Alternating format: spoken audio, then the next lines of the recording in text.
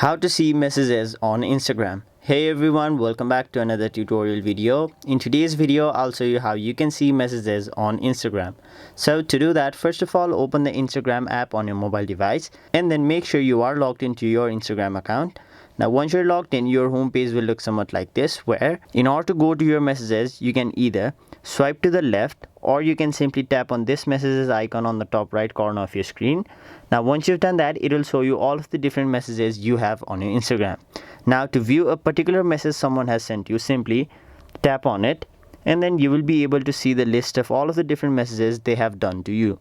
So now once you've seen the message, if you want to, you can reply to them individually by simply swiping right, or you can simply long press and then tap on the option reply. Now you can reply to their message, and if you want, you can also react to their message by simply long press on them and then select any one of these emojis. There you have it. So that is basically how you see messages on your Instagram. That was it for this video. Hope this video was helpful to you guys, and if it was, make sure you like this video and subscribe to our channel so that you don't miss out on further videos such as these.